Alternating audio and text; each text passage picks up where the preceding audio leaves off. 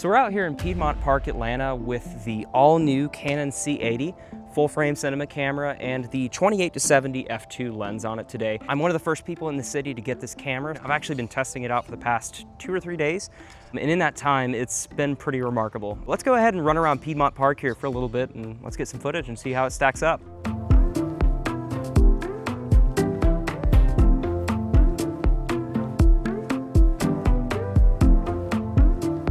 So the Canon C80 is a little bit different from its predecessor, the Canon C70, which we're actually filming this review with right now.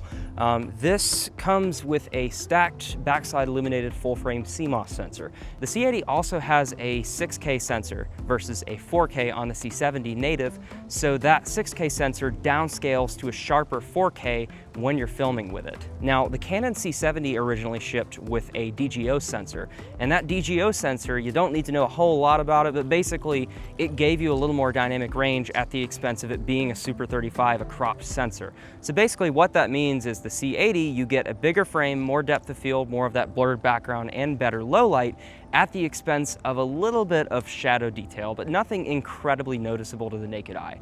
We're out here getting some details, golden hour, and so I'll be able to really show you the fine, sharper sensor that the C80 has.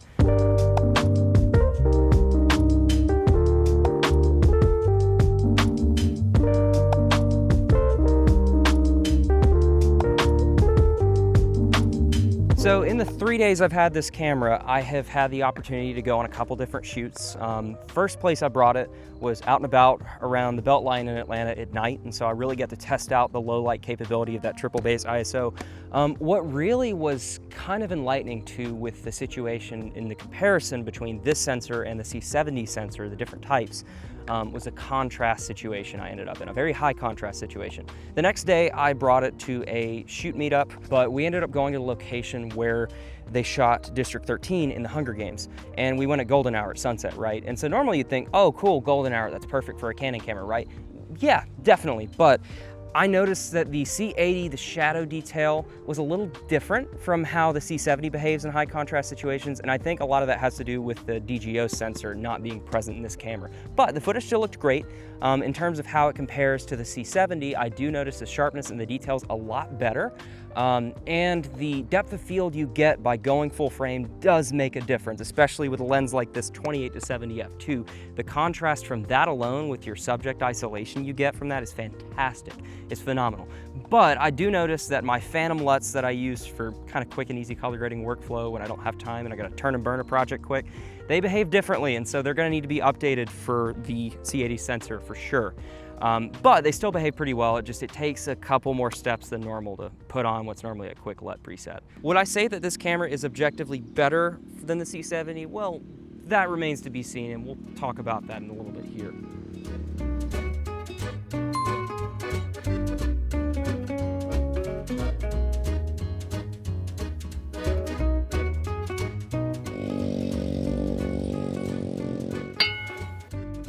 So one of the things that is a big improvement from the C70 with the C80 is the autofocus. It has animal detect, it has much better subject detection modes, and it's the dual pixel autofocus Mark II, so it's a lot quicker. It behaves a lot like my old Canon R6 Mark II did, and in turn probably a lot like the R5 Mark II did.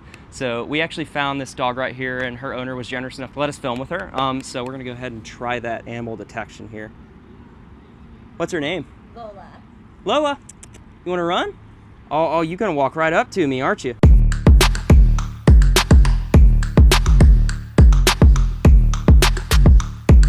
So one of the other autofocus detection settings actually has a dedicated setting for people, which of course you'd probably want to use 90% of the time if you shoot things with people in them. And so I've actually got that mode on here, and we're going to try it and see just exactly how well it locks onto people.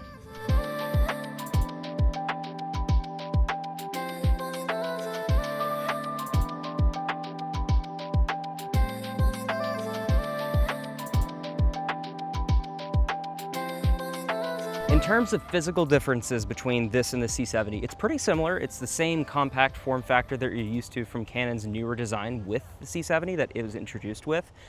The first thing right away you're gonna notice, the handle is redesigned. It's different. It's more ergonomic. The one thing that makes me a little bit nervous with it though, it doesn't have that little gap around the back where you can kind of grab it from the back and not have it fall. Makes me a little bit, a little tricky to get used to, but so you basically have to make sure you put a finger through the front of the handle here. But in terms of that, not a big deal, just something of note. The C80 is a lot thinner, noticeably, than the design of the C70. I noticed the profile is a lot less. It looks a little more like a R5, R5C in terms of the thickness of it. It is a lot taller though than the C70, so that's something you'll have to account for.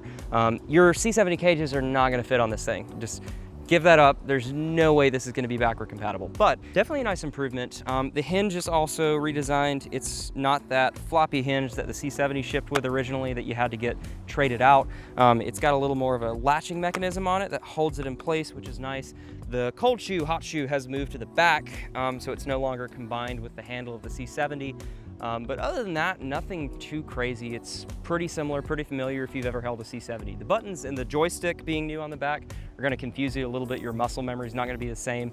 I personally am someone who's very quick with the C70 in run and gun situations, and I'm not quite that way with the C80 yet, but I'm getting there. It's taken some time to get used to, but I've only had this for 3 days, but so far, pretty solid. So another major improvement with the C80 that I've noticed right away is the audio depth. It shoots 24-bit audio internal, and the 24-bit, the crispness of the audio, I can't emphasize enough. It's phenomenal. You pair this with a good shotgun microphone like the Sennheiser MKE 600, and the quality of the sound you get is just next level. In turn though, too, it seems like the levels are a little bit more forgiving than the C70, which I'm definitely a fan of. I mean, having the flexibility of that is always nice. Is it 32-bit float like these Rodes are? No, but it's definitely a lot better than the 16-bit the C70 shoots. It's noticeable improvement. So one of the things that made the predecessor to the C80 so popular and kind of garnered this cult following of sorts, that DGO sensor that I talked about earlier, Canon is one of only 2 manufacturers that incorporates that into their cameras. The other one is actually ARRI, and if you don't know about them, they're what a lot of the big box office movies were shot with. Their cameras start around like $30,000 to like $100,000. They're really big budget cameras. And the fact that a cinema camera for under $10,000 would include this type of sensor is a pretty big deal.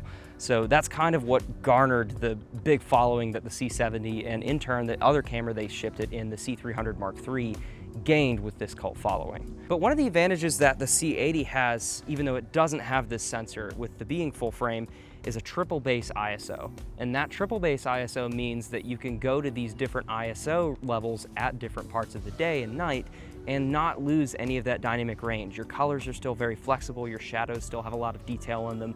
And with the C80, those details are found at 800 ISO, 3200 ISO, and 12,800 ISO, which is a very big deal. Now, for the longest time, Sony was kind of the king when it came to low light. You had cameras like the FX3 and FX6 and the A7S III, which used the same sensor, that had that dual native ISO at 12,800 and around 8 to 32, somewhere around there. I'll correct myself here on screen. But this is the first Canon camera I've seen to actually compete and possibly outdo the A7S III and FX6 at 12,800 and at this triple base ISO. So that's very impressive with this camera, and it makes it an entirely different animal in and of itself. So that's pretty much it for a first look at the C80. Like I said, I've only had this thing like 3 days, but so far, very big improvement from the C70, but also very familiar. Is it an upgrade from the C70? Yes and no. I wouldn't classify it as objectively better all the way through than the C70. It definitely has some nice features that the C70 lacks, but at the same time, it's kind of a different animal in and of itself. It's a whole different beast, but definitely worth picking up if you like full frame. But if you're a huge fan of that DGO sensor that has kind of garnered that cult following with the C70, I don't think you're missing out on a ton by sticking with it. So anyways, that's it for today. Hope you guys enjoyed it. If you have any questions, pop them in the comments down below. And as always, see you in the next one.